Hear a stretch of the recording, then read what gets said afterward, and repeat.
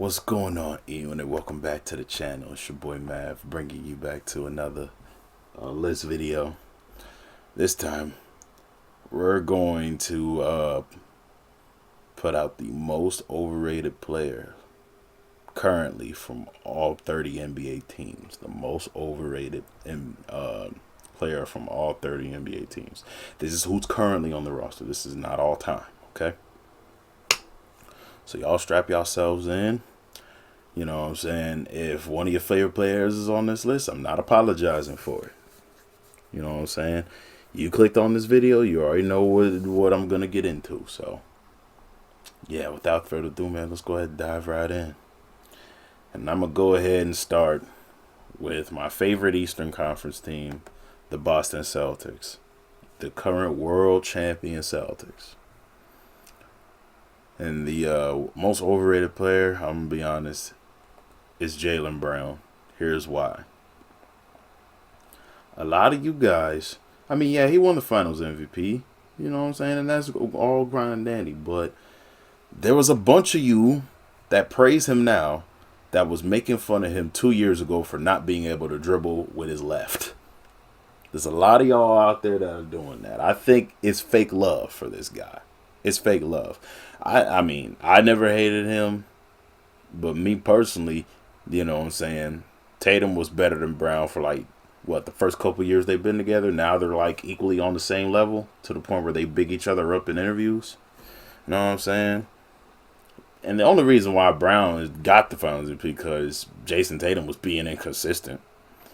Because if Jason Tatum was torching the Mavericks like he should have been doing, Tatum would have got the MVP. And the fan base, the Celtic fan base, is still split on Tatum as we speak. So Jaylen Brown was the easier choice right here. Anyway, moving forward. Brooklyn Nets. It should be obvious who it is. Ben Simmons. Reason why? How the heck has he not been waived or cut yet? With the way he's playing. This dude is robbing, pillaging the Brooklyn Nets organization out of all their money, scamming. Because it seems like every year he got to deal with some injuries, be it his back or his legs, man. This dude don't look like he don't even want to be on the court, man. Let him, let him attend the games in street clothes as a fan. Maybe you'll make all that money back that you spent on bringing him here, Brooklyn. I'm disappointed in y'all. Anyway, New York Knicks. It's gonna come off as salt because he used to play for my Timberwolves, Karl Anthony Towns. The reason why is simple. I feel like the Knicks gave up too much for us to get him, and he's a great three-ball shooter. But my problem with Cat is this: he's 6'11" and has a center's build. But he wants to dribble drive to the basket like he's a guard. But I'm like, you never post up. So your scoring bag ain't as big as, you know what I'm saying, one might think. Your scoring bag ain't that big. Like what signature post move do you have, really? Because you hardly ever post up. You always get the ball at the top of the key and drive. If you're not open to shoot. And then on defense, you get in foul trouble a whole bunch, bro. You know what I'm saying? That's one thing that was killing the Wolves. You always on foul trouble. How worthy are you? If you're always on the bench somewhere with 4 or 5 fouls? For real. I'm telling you, these teams are going to exploit this. And they always are going to. You know what I'm saying? Philadelphia 76ers. There's two possible answers, but I'm going to stick to one because I've seen this movie way too many times. I know how it ends. Joel Embiid. Joel Embiid is a process that I do not have trust or belief in. He'll be great during the regular season. He'll get you a regular season MVP. But when it comes to the playoffs, man, he turns into either street clothes or a ghost of what he once was in the regular season. What is he playing for? Is he playing for a championship or he's just here to buff his stats? You know what I'm saying? And then he's also very injury prone and he flops all the time. How is he one of the best players in the NBA when he's out here, you know what I'm saying, hardly being able to maintain himself in the middle of games. Didn't he also say he wasn't going to play back-to-back games no more in fear of that, man? He's soft in the heart. He's soft in the heart. Paul George is too. Especially because I think he wifed up a stripper. But yeah, man. But Paul George could be on here because of his overpaid. But the fact that Embiid has been on here the longest and the Sixers still haven't done anything with him as far as winning a championship goes, I got to put Embiid here. Toronto Raptors. I'm going to be honest with y'all. It's Scotty Barnes. And it's because primarily I don't think there's too much benefit to having him as your central locus. You know what I'm saying? I don't think there's too much benefit to him because, like, you know what I'm saying? He's a score first, ask questions later type of player. You know what I'm saying? And I don't even know if he even has an identity on the other side of the ball. So I'm not sure if he's a capable enough true number one guy to lead the Raptors to add another championship banner. You know what I'm saying? I felt like they shouldn't have traded Pascal Siakam and the other core players of that amazing 2019 roster away. Like, I felt like Scotty Barnes was gelling with those guys, but they messed up. Now that Scotty is left, you know, with just him, RJ Barrett, and Emmanuel Quickly, you know what I'm saying, he doesn't have, you know, any help inside to make up for his deficiencies. So, yeah, man. And then, like I said, he's a score first kind of guy. You know what I'm saying? Like, he'll score you the ball, but, like, on the other end, he has a tendency to get torched. So, yeah, there's that. Golden State Warriors. I'm switching conferences just to keep it unpredictable. Golden State Warriors. I know you guys expect me to say the guy whose jersey I'm wearing, but I think he's fairly rated. You know who's overrated in my opinion? Johnny Kuminga. And the reason why is, like, every time I watch him play on one of the primetime networks, be it ESPN or TNT, they will glaze him on his defense. You know what I'm saying? And they will hardly ever criticize him for his lack of offensive prowess. You know what I'm saying? Like, he needs to improve a lot on the offensive end for me to consider him a valuable piece on this Golden State Warriors team. You know what I'm saying? His defense is impeccable. He just needs to work on his offensive bag, and he'll be just fine. But as of right now, I got to put him on this list. LA Clippers and this god-awful logo. You already know who it is. It's James Harden. Dude, do I need to mention anything more? I mean, he's been in the playoffs every year he's been in the league, but he don't even show up when it's time for him to show up. Thunder series, he was a non-factor. All his times with the Rockets, you know what I'm saying, he'll get as deep as the West Finals. But he won't win anything. Remember, he was on that team that shot 27 straight threes. You know what I'm saying? He got dusted by the Lakers in the bubble.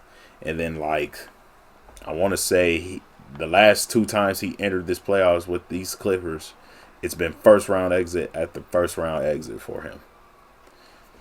And now he's he's loyal to a fault too. You know what I'm saying? He's loyal to a fault too. Like, he's only as loyal as how much money that you guys are getting, are gonna give him. You know what I'm saying? And then, like, have you guys ever noticed that he doesn't even try on defense? Did you guys notice that? Like, he lets his assignment walk everywhere around the field, around the court, man. He's just not a good defender. Kobe Bryant was right about him. His play style does not warrant or guarantee any team he plays for a championship. You know what I'm saying? He could be third in most made threes, all he wants, but, you know, if that don't turn into chips, what good is it? LA Lakers. I decided not to go the obvious route, but this route is kind of obvious. I'm gonna be honest. It's Bronny James Jr. The reason why is that they, like, show every bit of his play style, but that's only thanks to his dad's manipulation behind the scenes. Like, they gotta show every highlight of what he does good, and then, like, overpraise it like anybody in the NBA. Anybody else in the NBA can't do that. You know what I'm saying? Y'all got to give him time to develop. Y'all expecting too much of him too early. And in fact, and it's gotten to the point where y'all putting him on the level of what his father was when he first stepped in the league. His father was, athletic freak and a monster. He just wasn't developed skill-wise. You know what I'm saying? You guys think he was the same thing, but he's no athletic freak. He's no athletic freak. Look at him. He's lanky. He's not buff like his dad is. Come on. Come on. Stop with the capping already. Sacramento Kings. Sacramento Kings. I put two answers on here because I didn't know who to pick between which. So I see Domantas Sabonis and DeMar DeRozan. And the reason why they're both on here, I feel like the Kings overpay for them both. Like, I think Domantas is set to make over $200 million. And I don't think he's warranted that much of a contract for him. And, like, considering how soft in the paint he is on defense. You know what I'm saying? And then, like, as far as DeMar DeRozan is concerned, there's a reason why after the Raptors traded him that they won a championship. And, like, pay attention to all the Raptors playoff series before that. He'll have a tendency to disappear. Like, I remember specifically when LeBron faced them in 2018, man. Yeah, everybody was cold, but DeMar was among the players in that list that was cold. Not very good, man. He can stroke it from mid-range. No Diddy on that one, but when it comes to playoff time, you can't really depend on him. And the Bulls had like 2 chances to make the playoffs with him on the roster. And they blew both chances because of him. You know what I'm saying? Anyway, Phoenix Suns. A lot of y'all going to expect me to say Durant, but Durant is still playing good considering his age. And a lot of you expect for me to say D-Book because of how exposed he gets in the playoffs. But I'm going to be honest with you. I'm going to pick somebody else because I feel like he doesn't even deserve to be in a big 3. Bradley Beal. The reason why, this dude, I don't know how many times he has to run his mouth about his skill. Regardless of what team he plays for, he overrates his own abilities, man. Like, I swear to goodness. He got in the playoffs last year talking about, I've never been swept before. And guess what? It happened. You know why? Number 1, you're a liability on defense. Number 2, you was throwing up a brick house throughout the whole series. Throwing up a brick house. Durant and Booker couldn't bail you out, my boy. John Wall wasn't even in the backcourt to save you. And that's partially on the Suns' fault for not even having a true point guard on their team, thinking Grayson Allen was the answer. But nonetheless, Bradley, you not that guy, bro. I'm sorry, you are not that guy. Chicago Bulls, easily Josh Giddey. Reason why, they gave up their best defender to go get this guy. I feel like Kobe White is good enough to be their starting point guard, but they just had to go get him for some reason. I think Josh Giddey is way too limited on offense for the Bulls to trust in right now. Like, he needs to develop. But then again, I'm guessing the Bulls are just planning on tanking anyway, so that way they can be a lottery pick. I don't know what's going on with Chicago these days, but let's move forward. I don't want to get into, his weird case. I don't want to get into that. But yeah, man. On top of that, he's a liability on defense. There's a reason why OKC traded him, and OKC is a team that's in position to want to win. So yeah, man. Cleveland Cavaliers. There's several, but I'm gonna pick Evan Mobley. Reason why, he's supposed to be this high-end big dude, but he doesn't really play all that big, in my opinion. Like, he can go on the post and all that, but you know what I'm saying, he's not as strong in the post as we would think he is. You know what I'm saying? Like, you and Jarrett Allen should be sharing the same amount of rebounds. You're still averaging less rebounds than Jarrett Allen, bro. That's just not good for a power forward like yourself, man. You should be averaging way more rebounds and averaging way more points to get DG and Donnie over the hump. Like, you're not that good enough, man. You know what I'm saying? And then, like, play the Lord help you that he gets switched on a guard on a pick and roll. Because I've seen Evan Mobley get cooked by so many guards. But yeah, man, he's just not that guy. I'm just glad he's not related to Cuttino Mobley. But that's another story. Detroit Pistons. Project J. Cole. Tobias Harris. And we all know why. They handed him way too much money. He's not worth this contract. Especially with the disappearing acts he be doing in the playoffs. He just like his old teammates in the 76ers. He's a choker too. What more can I say about Toby? I mean, he'll show you some effort, but his field goal percentages will say otherwise in certain situations. Indiana Pacers, the easy go route would be Miles Turner, I think that everybody pretty much sees Miles Turner for what he is. But one player that they still think is an X factor that I don't is Pascal Siakam, aka Big Akon. Reason why? He has yet to be back to that 2019 Finals form. I haven't seen that from him. I have not yet seen that from him. If Pascal Siakam is really that X factor, he would have gotten the game against the Boston Celtics without Ty Halliburton. But he ain't that guy no more. I'm sorry, he ain't that guy. 1 to 2 year wonder. One more can I say? It's Pascal Siakam, bro. It's Pascal Siakam, bro. Like, do you really trust him to really lead a team? Like, he's a great piece to help you win, but like being a number one guy when your other number one guy is down, I don't trust it. Just saying. Anyway, Milwaukee Bucks. I gotta watch myself here, because I know a certain Bucks fan might be watching this video, and I love him to death. Y'all go subscribe to Mr. DDG94 real quick. But nah, man, I gotta watch my mouth because this is his favorite sports team. You know what I'm saying? But if I had to pick somebody to get all the smoke from me, it's gotta be Damian Lillard. I'm sorry. I like him so much. But my problem with him is that y'all gave up the wrong dude to get him. Y'all gave up Drew to get him. And then, like, he also got hurt at the most inopportune time. And, you know, he talks all about Dame time. You know what I'm saying? But Dame time is like real time. It's finite, and it runs out. I'm sorry, guys. I'm sorry. I just don't trust Damian Lillard like I used to anymore. You know what I'm saying? He'll get you some clutch shots in a regular season, but, like, game on the line in the playoffs, sometimes Dame time don't show up. I'm sorry. Sometimes Dame time runs out. You know what I'm saying? I trust the ball in Giannis' hands more than I've trusted in Damian's hands. But yeah, man, that's it on Damian. Denver Nuggets. It was a hard decision, so I decided to put two players here. Jamal Murray and Michael Porter Jr.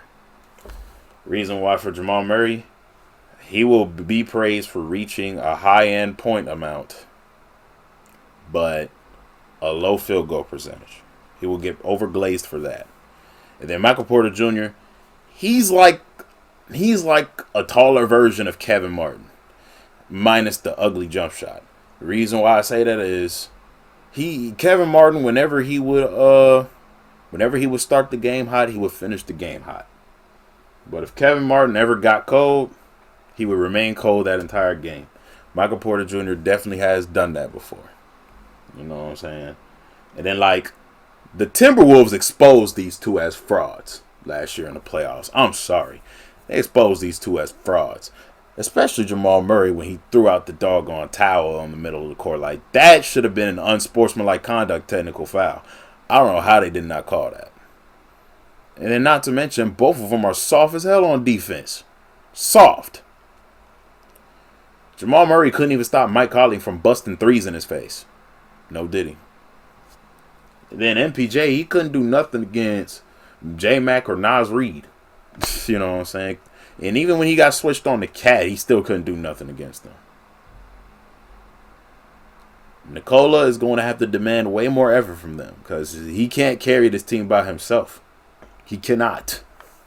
And they just lost Kentavious, so their chances of going back to the finals don't look so hot right now. Anyway, Utah Jazz.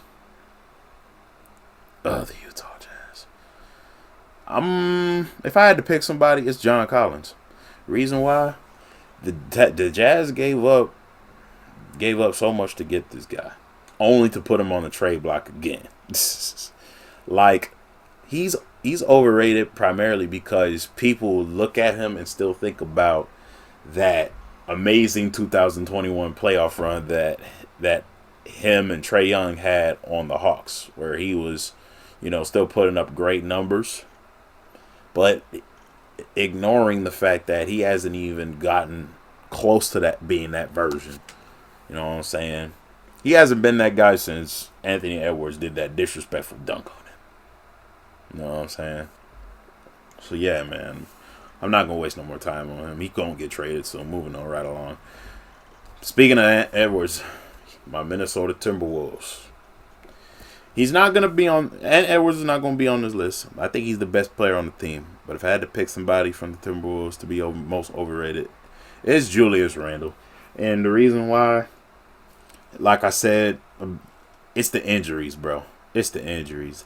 That and his tendency to not be very good in the playoffs. Like, I've seen it. And I feel like if Julius is able to accept the fact that he's not the main part of the core, and if he could just take a backseat role to the main big three, which is J-Mac, Ant, and Nas, and then in the future it'll be Rob Dillingham. If he could just accept the fact that he's not that guy, I think we'll be fine. Because Julius does good when you're not dependent on him to, win games for you. Like, the Knicks depended on him too heavily. I think he'll fit in just fine. But as of right now, if we're gonna depend on him to get, instead of Ant Edwards to get us over the hump, I don't think it's gonna work out. I still think we're gonna be in the playoffs for sure though. And then, like, we have to also think about if he's gonna be available or not. Because, like I said, this dude is one of the most injury-prone players I've ever seen grace the NBA, hands down. That's why I don't trust him. OKC Thunder, real easy. Luguentz Dort. Reason why? Everybody still likes to bring up his heroics in the bubble. And everybody talks about his effort. You know what I'm saying? But sometimes effort don't help you shoot a better percentage from the field or three, doesn't it? You know what I'm saying? I'll give Lou Dort some credit, though. Like, he played good D, but he's just inconsistent as hell on offense. And for him to be, like, a starting caliber small forward, that's a tough ask for Lou to be, consistent. There's a reason why both Jalen Williams brothers get the mega start, you know what I'm saying, over Luguentz, like, because I think he's coming off the bench right now. You know what I'm saying? And the reason why OKC won't cut him because of his efforts in the bubble. Nah, man, I can't. Portland Trailblazers, easy. DeAndre Ayton. And the reason why is he calls himself dominating, but in the paint he steady getting dominated, especially in that 2021 finals against Giannis. Especially in that time when Brunson and Luka ran him and the Suns off against Dallas Mavericks, and you know what I'm saying, the Suns were too desperate, so they traded him to Portland, and Portland thought it was a good idea to pick him up. You know what I'm saying? And it hasn't changed too much. Because Portland is still one of the worst teams in the NBA right now. Despite having Scoot and Anthony. The fact that to ever think that this guy is going to bring you over the hump. Not happening. Atlanta Hawks. There's several, but I'm going to go with Clint Capella. The reason why, he's not that same dominant double-double machine he was when he was with Houston. I am sorry. He's not that same person anymore. You know what I mean? Like, and on top of that, he's very limited offensively. You know what I'm saying? Like, I think the Hawks need to invest in better paint prospects than Clint right now, because, like, he's going to get on the wrong side of 30 later on in the season, and y'all need to really, really think about who's going to patrol y'all paint on both sides of the ball. And as of right now, Clinton might not be the answer. Miami Heat. There's several for this one too, but I'm going to go with Tyler Hero. Reason why? Ever since leaving the bubble, he hasn't been as consistent as I would like him to be. And furthermore, he's injury prone too. You know what I'm saying? Like, I don't understand why he didn't come back for the series against Miami despite him practicing. Not the series against Miami, the series against Denver in the finals, despite him still practicing. Like, he said he was afraid of blowing off the chemistry, but I'm like, you would have been just fine coming in there and putting up extra points. Like, you're one of the best scorers Miami has. They need you when you're on fire. Because there'll be some games where a Hero just don't show up. You know what I'm saying? But yeah, man. Hero, just like I said about Lou Gunsdort, only remember because of his heroics in the bubble. Charlotte Hornets. I'm going to go with Miles Bridges because he hasn't been the same Miles Bridges since he left. Ever since he left first left the Hornets to deal with his case, he hasn't gotten back to that same form. Like, the fans begged him back for what? Charlotte is still trash, in my opinion. Still trash. Anyways, Orlando Magic, Cole Anthony. What other person would get this? If you say Paolo because of his first year in the league and first year in getting him to the playoffs, I think you guys need to give him a little bit more leeway. But, like, my thing about Cole is that Cole Anthony is he's not, how can I put it? He's not the floor general that the Magic need. Like, I feel like he be playing the game for himself. Instead of the benefit for his teammates. You know what I'm saying? Like, look at this ton he's doing in this picture. And another thing is, Orlando still has Markelle Fultz on the roster, I think. And he's been outdoing you.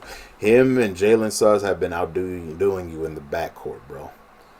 So I think Orlando has, Cole Anthony on the chopping block. Or at least they should. If they don't, it's a travesty. It's a travesty, bro. But yeah, man. Washington. Jordan Poole. It's easy because, number one, he is soft on defense. Number two, he only had one good year, and that was when Golden State won the title, and he still hasn't been the same since. Number three, he's only on fire when a baddie he likes is in the crowd, be it from Instagram or whatever. So, yeah, his main motivation is the females, not the love of the game. Moving on to Memphis. It's real easy. It's Jaren Jackson Jr. And it's for the same reasons I put Cat on here. Great 3-and-D player. But the problem is teams will exploit you being able to get into foul trouble. You get into foul trouble a whole bunch. And teams will exploit that and play that to their advantage. You have been a liability instead of an asset when it comes to that. You know what I'm saying? And on top of that, man, your jump shot is way too inconsistent. Like, your inside scoring is consistent, but your jump shot, man. Like, what's going on? Anyway, New Orleans Pels, the Pelicans. There's several for this one, but I'm going to go with Dejounte Murray. And the reason why is that, for the same reason I put Cole Anthony on here, I feel like he be playing the game for himself. Like, he don't go out for the benefit of his teammates. You've seen it with the Hawks. You've seen it with the Spurs. Like, he goes out for himself. Easily. You know what I'm saying? You could put Zion on here, but I'm giving him a break because he just lost all that weight. You know what I'm saying? And, like, Zion has an industry history for someone so young. So I'm going to still give him time. And let me see. Who else is on this roster? I mean, you could say Brandon Ingram, but Brandon Ingram's been hurt too. But he's been capable of leading the Pels down the stretch a whole lot better. So, yeah, I'm going to give those guys passes. But Dejounte Murray, I'm not going to give him a pass.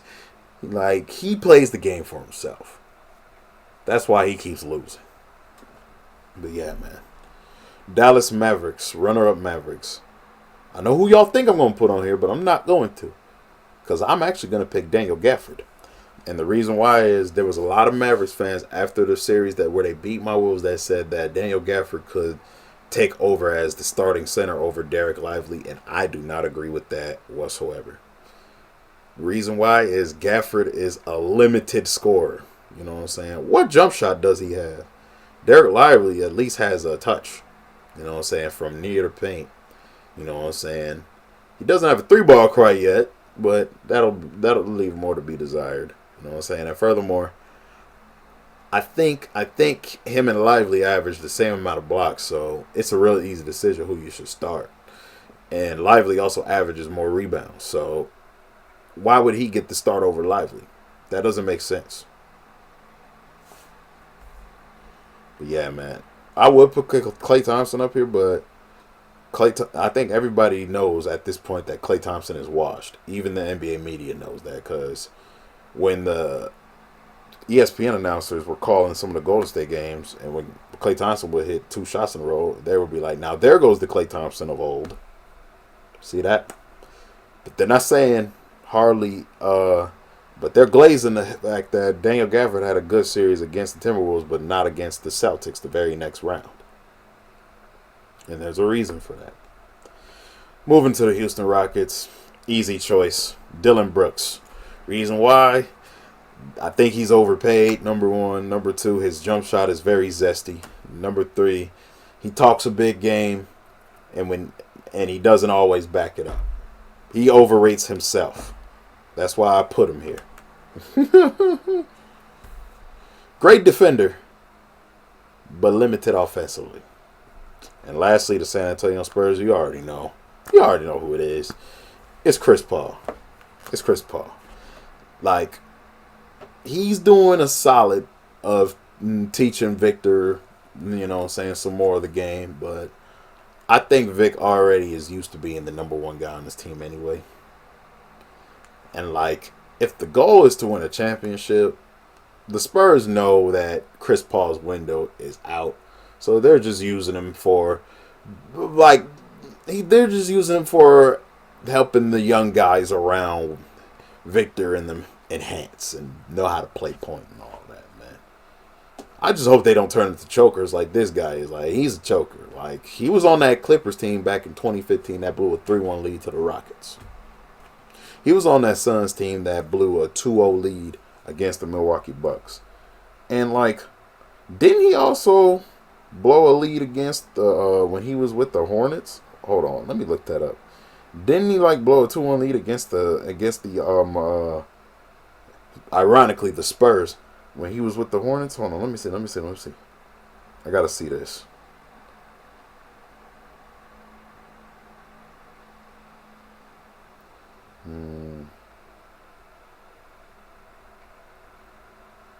Okay, they got past the Mavericks. Okay, so they lost to the Spurs. What was this? 2008? Yeah. Let me look it up again. I'm going to fact check myself. Because I want to say that in the West Finals, Chris Paul had a 2-1 lead against them. A 2-0 lead. Yep, it was a 2-0 lead, yeah. Chris Paul blew a 2-0 lead on the Hornets, too. So, yeah, man, if you're dependent upon Chris Paul to do anything for you, I'm sorry, he's not. He's not going to get you guys very far. Even if y'all do make the finals, which I doubt will happen, because y'all will be scrapping for points for the play-in tournament. Even if he gets the Spurs to the finals in his swan song year, you're not guaranteed a championship. He's just going to freeze up again like he did in Phoenix. I'm just saying. But yeah, man. And me personally, I feel like Pop's window of coaching is about to close too, because the way he runs a system, he's not adjusting well to the modern NBA. I'm sorry. But anyway, that's it for this video, though. If you guys enjoyed this video, don't forget to leave a like, comment, and subscribe. We on the road to 1.6K. Well, actually, nah. The new milestone is 2K. We on the road to 2K, man. You know what I'm saying? Don't forget to like, comment, subscribe, keep sharing, keep posting, all that good stuff. And I'll see you all on the next list video. Till then, take care, y'all. Deuces.